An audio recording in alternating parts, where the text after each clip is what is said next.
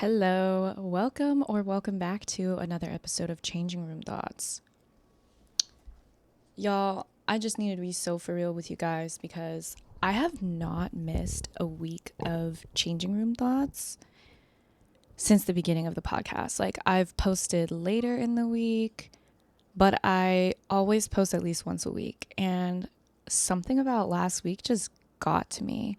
If you're new here, hi, my name is Karina, and this podcast is for anyone who has ever had a critical thought about clothes. But for most of you guys who are returning, hi, I missed you. I hope you missed me too. I think I have a 9 to 5 outside of doing content creation, talking about fashion, doing this podcast and all of that. And it really is a labor of love. Like, I don't make any money from this podcast, and it's 10 times more work than making TikToks. And like, I'm not obligated to come on here and like produce this podcast, but I just do it because I have a lot to say about fashion. But some weeks work becomes my 9 to 5 becomes a lot. Life outside of my 9 to 5 becomes a lot. And then I just don't have it in me to give the best side of myself to you, right? I want to give it my best attitude and my best go at it, and I don't want the quality of the podcast to slip. So I've been debating about moving the podcast from weekly to bi-weekly because I can feel myself not giving myself enough time to make my thumbnail for YouTube, to effectively market the podcast across my short form social media channels. And that is such a disservice to you guys, to me, and to the guests that are on my podcast. So we're going to move the podcast to bi-weekly. And I'm thinking about also setting up a Patreon to support myself, since it is like I am putting in a lot of time and effort recording and editing. If you've been listening for this long with me, thank you for being here. I really appreciate you guys, and the feedback that I get, that you guys love this kind of content, that you guys want me to keep going, that you guys ask me questions and engage, is so meaningful to me. That we've built this community of really like-minded, really introspective people who have a deeper relationship with clothes and fashion. It makes me feel like I'm working towards my life purpose, if that makes any sense.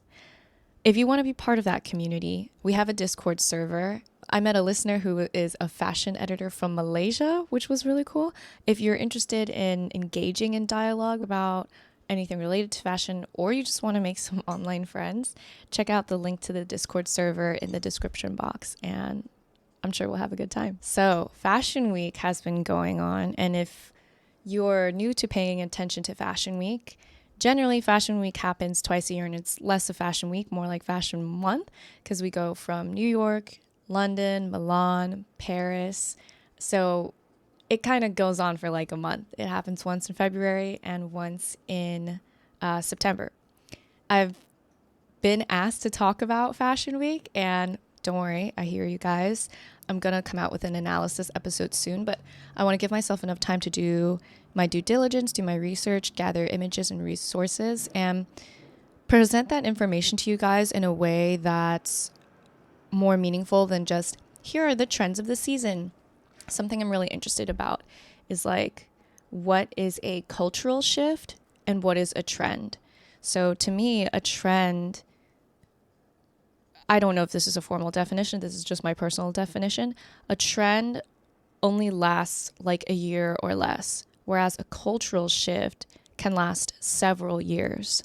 I'm not saying that it's timeless. That's a whole different other category of style.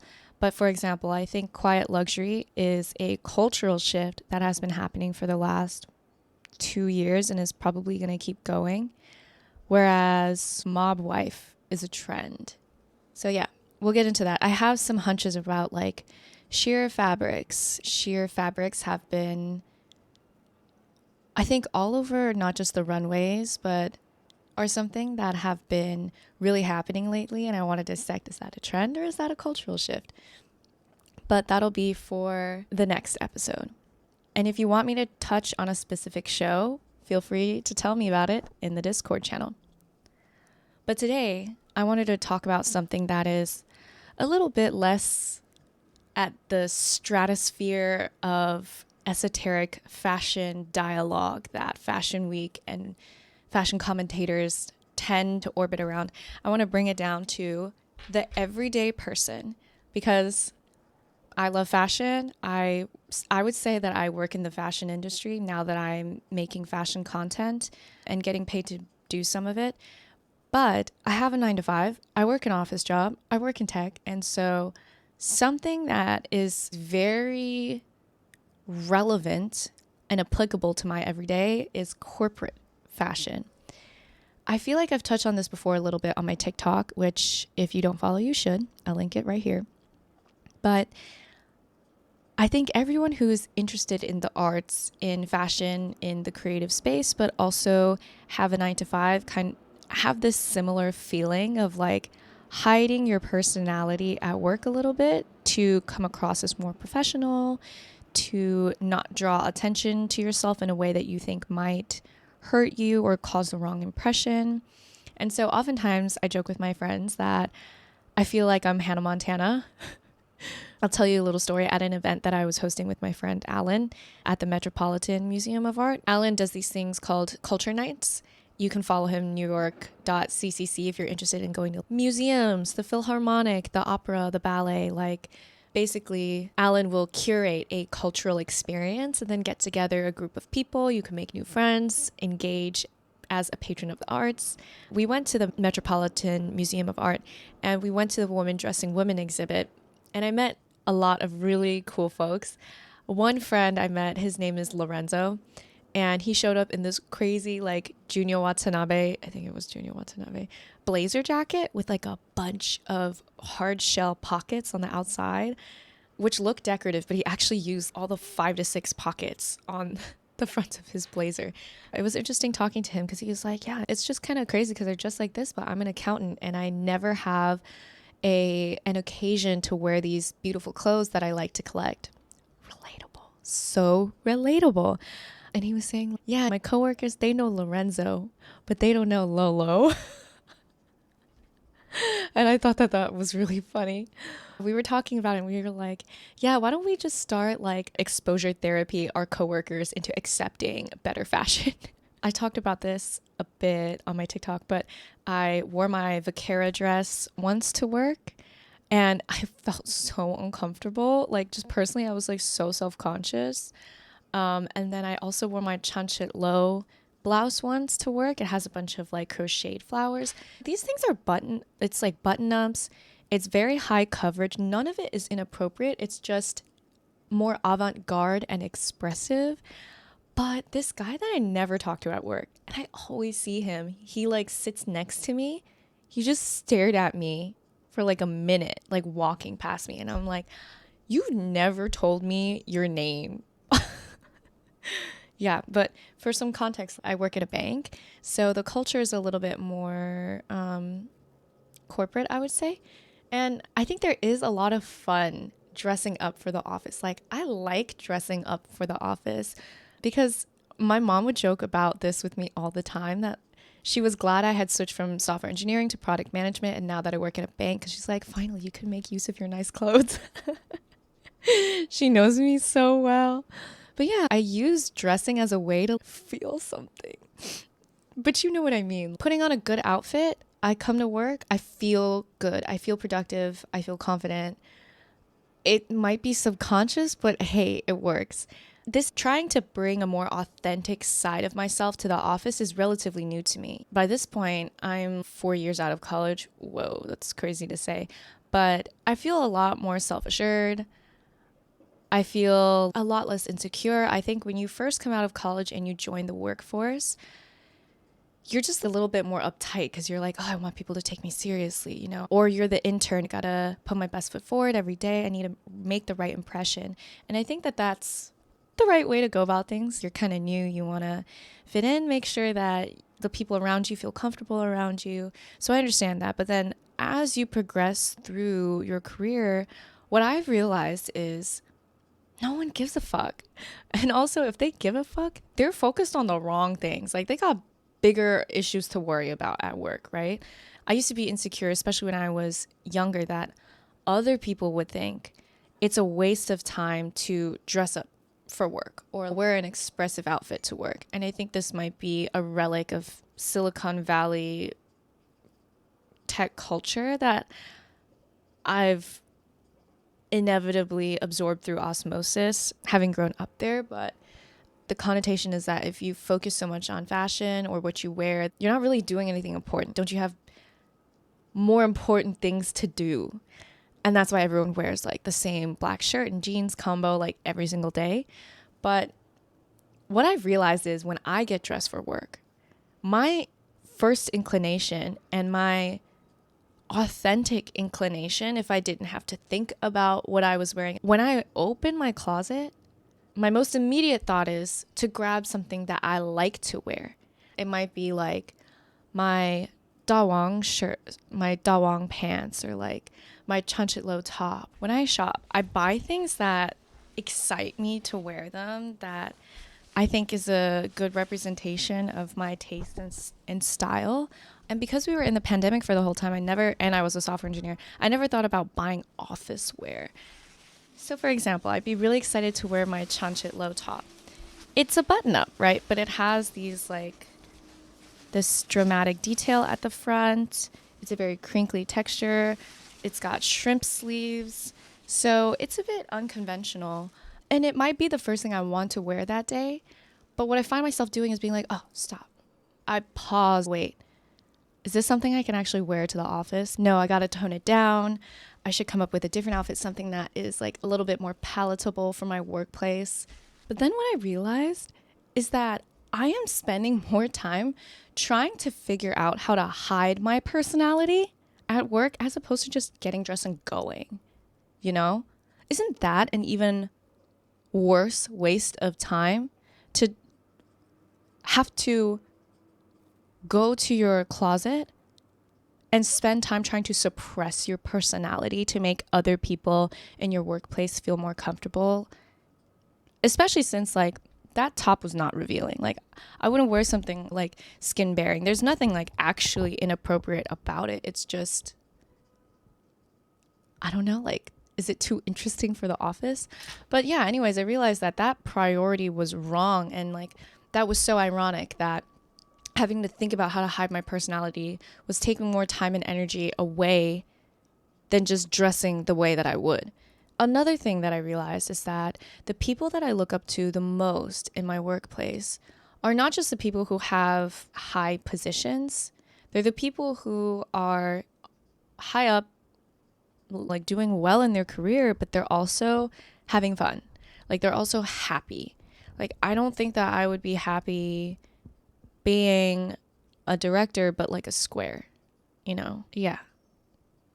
Like what is the point of being successful and climbing the corporate ladder if you can't enjoy yourself with the money that you've earned?